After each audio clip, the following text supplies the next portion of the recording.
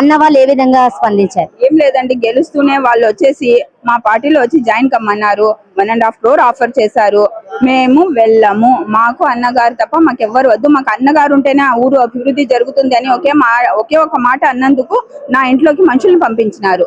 నేను నమాజ్ చదువుతున్నాను, ఆఫ్టర్నూన్ ఉంది, అతను వచ్చేసి నీకు చంపేస్తాను, నువ్వు నీ మొగుడు, అదే భర్త కూడా కాదు మొగుడు అన్న లాంగ్వేజ్ తీసుకుని ఈవినింగ్ లోపల వచ్చి నువ్వు కంపల్సరీగా మా పెద్దారెడ్డి అన్న కొడుకు హర్షవర్ధన్ దగ్గరకు వచ్చి నువ్వు వైసీపీలో జాయిన్ కావాలి, లేకపోతే చంపేస్తానని ఒక ఒంటరిగా ఉన్న మహిళ మీదకి అతను కొట్టేకొచ్చినాడు. తర్వాత వచ్చేసి నేను మున్సిపాలిటీకి వెళ్తూ ఉంటే బైక్ కి వచ్చి కొట్టినారు. నా కాళ్ళు పనిచేయలేదు ఒక 2 months వరకు. నా భర్త మీద 307లో, నా మీద 8 కేసులు, నా మీద 7-8 కేసులు నా మీద.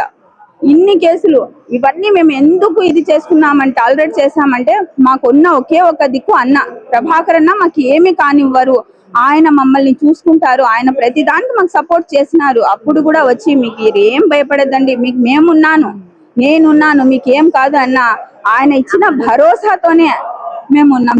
చెప్తున్నాను చూడండి, ఆయన లేకపోతే మేము ఎప్పుడో ఇంకా ఊరు వదిలి వెళ్లాల్సి వచ్చిన పరిస్థితి వచ్చేది. అంతే కదండి, ఒక ఆడ మనిషి మీద వచ్చి ఇలా దౌర్జన్యంగా మరి ఎవరు లేని సమయం